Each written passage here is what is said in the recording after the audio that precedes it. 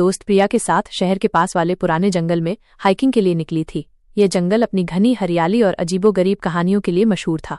कहानियां कहती थी कि जंगल के बीचों बीच एक पुराना कुआं है जिसमें से अक्सर आधी रात को अजीब आवाजें आती हैं। जैसे जैसे वे जंगल में अंदर जाती गई, पेड़ों की छाया और गहरी होती गई। अचानक प्रिया को जमीन पर कुछ चमकता हुआ दिखा।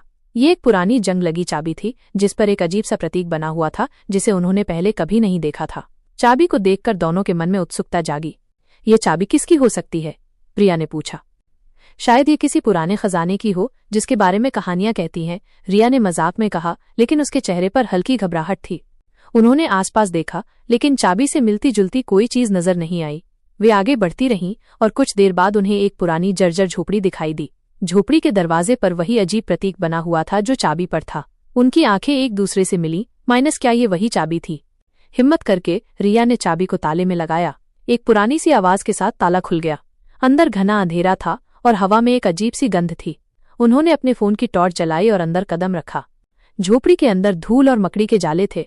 बीच में एक पुरानी मेज थी जिस पर एक मोटी चमड़े की किताब रखी थी। किताब पर भी वही प्रतीक बना हुआ था। जब उन्होंने किताब खोली तो अंदर हाथ से लिखे हुए कुछ पन्ने थे जिनमें अजीबोगरीब नक्शे और प्रतीक बने हुए थे। एक पन्ने पर एक पहेली लिखी थी।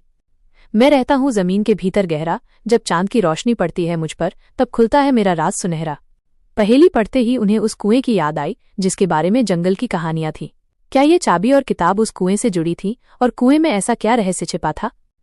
यह सवाल उनके मन में घूम रहा था जब अचानक उन्हें झोपड़ी के बाहर से कुछ सरसराहट की आवाज सुनाई दी। कोई उन्हें देख रहा था या उनका पीछा कर रहा था? क्या आप जानना चाहते हैं कि रिया और प्रिया को जंगल के कुएं में क्या मिला और उस आवाज का क्या रहस्य था? तो अगले पार्ट के लिए हमारे चैनल को सब्सक्राइब करें।